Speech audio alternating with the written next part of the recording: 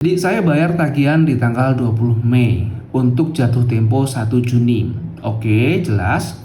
Terus tanggal 24 saya belanja lagi. Tapi kenapa jatuh temponya sama di 1 Juni bukannya di 1 Juli? Mohon bantuannya, Bang. Oke, jadi gini, Mas Klasik.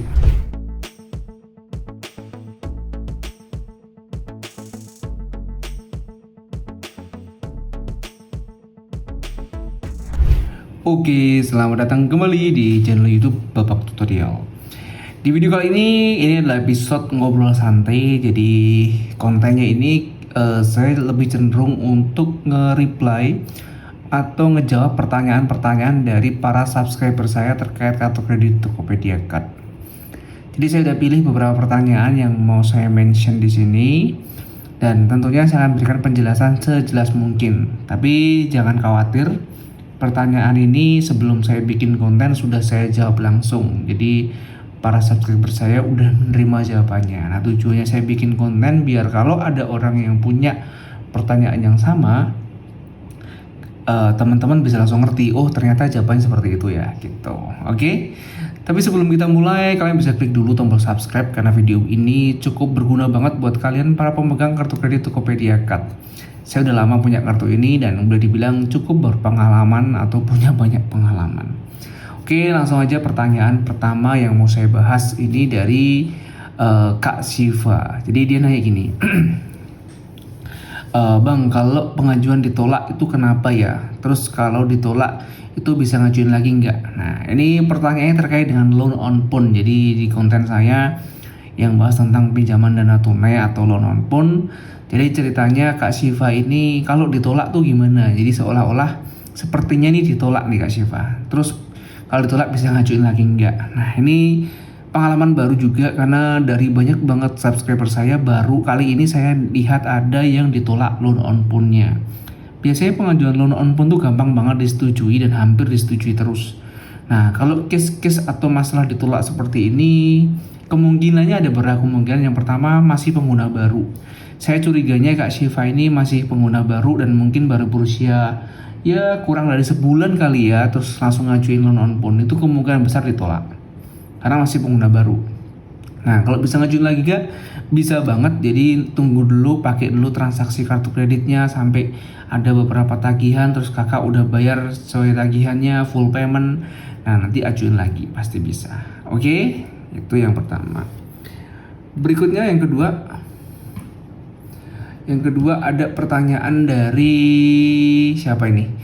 Dari Kak Andi. Nah, dari Kak Andi ini nanya gini, Bang, boleh nggak tagihan kita dibayar pakai rekening Brimo orang lain? Soalnya saya belum punya rekening BRI. Kan kalau bayar pakai BRI katanya transaksinya real time ya. Tidak harus nunggu 2-3 hari. Jawabannya boleh banget. Jadi buat kamu yang punya kartu kredit Tokopedia Card seperti ini, kamu mau bayarnya pakai Brimonya temen boleh, Brimonya pacar boleh, Brimonya orang tua boleh, Brimonya siapapun boleh, yang penting kalian bayar. Nah, apakah tagihannya itu akan terbayarkan secara real time? Jawabannya iya. Salah satu kelebihan kalau kita membayar tagihan kartu kredit Tokopedia Card menggunakan Bank BRI itu adalah pembayarannya real time. Jadi begitu selesai dibayar, detik itu juga limit kalian langsung naik alias pembayaran langsung diterima. Jadi enak nih kalau tanggal jatuh temponya 1 Juni nih, contoh ya 1 Juni nih. Nah, kalian bayarnya 1 Juni nggak masalah, akan tetap masuk di 1 Juni. Tapi kalau kalian bayarnya lewat bank lain, jatuh tempo 1 Juni dan kalian bayarnya 1 Juni pakai bank lain, contohnya Bank Mandiri, otomatis kalian terlambat. Karena apa? Karena pembayarannya itu butuh waktu 2-3 hari untuk prosesnya, alias nggak real time. Oke, cukup jelas. Ini pertanyaan kedua. Nah, berikutnya pertanyaan ketiga dari Pak Andi lagi nih, sama nih. Jadi Pak Andi nanya 2 pertanyaan lagi. Nah, pertanyaan kedua nanya gini, Pak, kalau di Tokopedia belanja di bawah 500.000 langsung sekali bayar aja ya? Jawabannya iya. Jadi kalau kamu pakai kartu kredit Tokopedia Card dan belanjamu cuma 500.000, itu otomatis akan ditagihkan di tagihan berikutnya. Nah, emang kalau di atas 500.000 bisa nggak di tagihan berikutnya, Pak? Bisa kalau kamu ubah jadi cicilan. Maksudnya gimana? Maksudnya gini, kalau kamu transaksi pakai kartu kredit Tokopedia Card dan hanya 500.000, itu nggak bisa kamu ubah cicilan. Nah, kalau kamu transaksinya 3 juta, nah itu bisa kau ubah cicilan, alias dibayarnya tuh beberapa kali, nggak sekali bayar. Nah, kalau cuma 600.000 bisa nggak diubah cicilan? Bisa banget, tapi ada syaratnya. Syaratnya kamu transaksinya di Tokopedia. Jadi kalau di Tokopedia belanjanya 500.000 udah bisa dicicil, 510.000 udah bisa dicicil sampai 12 kali tanpa bunga. Itu hanya untuk di aplikasi Tokopedia ya. Kalau di Shopee, di Lazada nggak bisa, apalagi di toko offline. Kalian beli di Superindo atau Matahari Mall nggak bisa gitu. Oke, udah cukup jelas saya rasa. Nah, pertanyaan berikutnya atau yang keempat dari AYT nih. Siapa nih AYT? Jadi gini, AYT nanya gini.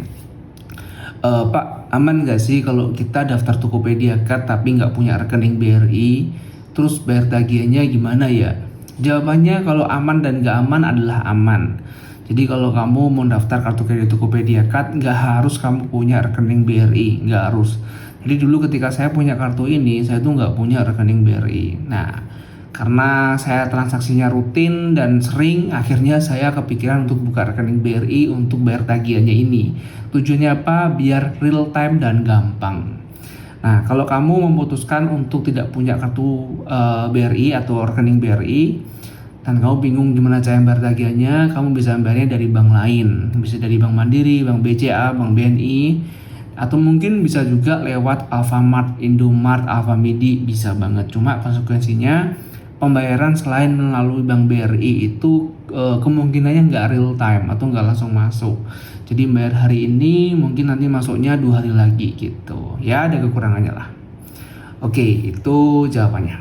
Dan berikutnya pertanyaan kelima. Jadi ini pertanyaan dari siapa nih? Mas Rudi. Dari Mas Rudi ini nanya gini nih. Bang, mau tanya dong. Katanya kan tadi yang bisa diubah ke cicilan kalau transaksinya lebih dari 500.000 dan maksimal 7 hari. Nah, sedang punyaku pembelian sekitar 600-an, terus pas aku mau ubah ke cicilan padahal itu baru 3 hari pembelian, tapi tetap tidak bisa diubah ke cicilan. Kira-kira kenapa? Jawabannya karena minimal 3 juta rupiah. Jadi gini Mas Rudi, mungkin Mas Rudi nonton video saya, video yang lama. Video yang lama mungkin tahun lalu itu peraturannya dari Bank BRI 500.000 udah bisa kamu ubah jadi cicilan. Tapi di tahun 2024 minimal transaksi biar bisa diubah cicilan itu 3 juta. Itu menggunakan namanya fitur Bring. Itu fitur dimana kita bisa mengubah transaksi full payment kita menjadi cicilan, namanya Bring. Dan syaratnya itu adalah minimal 3 juta.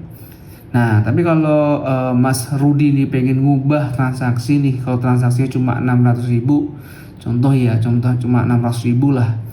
Nah, itu satu-satu caranya adalah transaksinya di Tokopedia. Jadi kalau transaksi di Tokopedia itu minimal 500.000 udah bisa kamu ubah jadi cicilan gitu.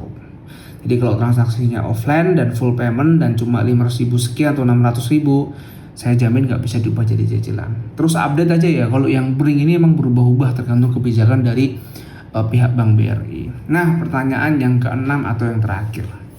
Jadi gini, dari Klasik ini, Mas Klasik, kita sebut Mas Klasik. Jadi saya bayar tagihan di tanggal 20 Mei untuk jatuh tempo 1 Juni. Oke, jelas. Terus tanggal 24 saya belanja lagi. Tapi kenapa jatuh temponya sama di 1 Juni bukannya di 1 Juli? Mohon bantuannya Bang. Oke, jadi gini Mas Klasik. Saya mau jelasin konsep dari jatuh tempo pembayaran gitu-gitulah. Jadi untuk kalian pemilik kartu kredit Tokopedia Card, saya ingatkan sekali lagi. Jatuh tempo kartu kredit ini di setiap tanggal 15 setiap bulannya. Siapapun pemiliknya tanggal 15. Terus itu bukan jatuh tempo, tanggal cetak. Tanggal cetaknya tanggal 15 cetak tagihan. Nah, jatuh temponya itu adalah 17 hari setelah tanggal cetak tagihan. Biasanya di tanggal 1-an atau 1 atau 2 gitu. Tergantung di bulan ini tuh ada 31 atau ada 30 hari. Jadi kita anggap dari klasik, contohnya Mas Klasik ini tanggal cetaknya tuh tanggal 15 Mei. Oke, tanggal 15 Mei udah dicetak tuh tagihannya, udah kelihatan berapa. Nah, jatuh temponya 1 Juni bener. Nah, Mas Klasik udah bayar nih tanggal 20 Mei. Bener udah bayar. Nah, pas Mas Klasik transaksi tanggal 24, itu kan belanja lagi nih Mas Klasik nih. Nah, tagihan yang akan dibebankan terhadap pembelanjaan tanggal 24 ini baru akan muncul di tanggal 15 Juni. Itu baru muncul 15 Juni. Jadi setiap transaksi yang kamu lakuin dari tanggal 15 Mei sampai dengan 15 Juni itu akan direkap bareng di tanggal 15 Juni itu gitu. Jadi bukan yang transaksi 24 Juni itu ditagihkan di tanggal 24 Mei ditagihkan di tanggal 1 Juni, nggak gitu konsepnya. Jadi konsepnya transaksi itu ditagihkan setiap tanggal 15 dan akan dibayarkan maksimal 17 hari. Nah, kalau kamu ada transaksi di atas tanggal 15, itu akan ditagihkan di tanggal 15 bulan berikutnya gitu. Kalau ini contohnya Mas Klasik kan transaksi tanggal 24. Ini 24-nya 24 Mei. Berarti tagihannya akan muncul di 15 Juni gitu. 15 Juni dan pasti tanggal jatuh temponya di tanggal 1 Juli seperti itu. Nah, contoh lain nih, contoh lain kamu transaksi yang kayak bulannya contoh bulan Desember. Bulan Desember kamu transaksi tanggal 17 Desember. Nah, kalau transaksi tanggal 17 Desember, transaksimu itu akan ditagihkan ke kamu tuh tanggal 15 Januari. Gitu. Kalau transaksimu ganti nih contoh di bulan Agustus, tanggal 17 Agustus pada saat kemerdekaan Indonesia. Itu akan ditagihkan ke kamu di tanggal 15 September dan jatuh temponya di 1 Oktober. Seperti itu terus siklusnya. Jadi pemahaman Mas Klasik ini ada sedikit yang perlu dikoreksi. Tapi nggak apa-apa, namanya juga baru belajar. Tugasnya saya di konten kreator ini untuk memberikan informasi seperti ini. Jadi terus semangat Mas Klasik, ini informasinya semoga berguna. Jadi itu aja yang mau saya sampaikan buat kalian semua. Terima kasih banyak sudah terus nonton channel ini ya. Channel ini berkembang dengan pesat, dengan bagus berkat kalian semua. Dan kalau kalian terus nonton channel ini, subscribe channel ini, tulis komentar di channel ini, saya akan terus bikin video-video yang menarik dan tentunya sesuai dengan kebutuhan para subscriber. Terima kasih banyak sudah nonton video ini. Sampai ketemu lagi di video selanjutnya.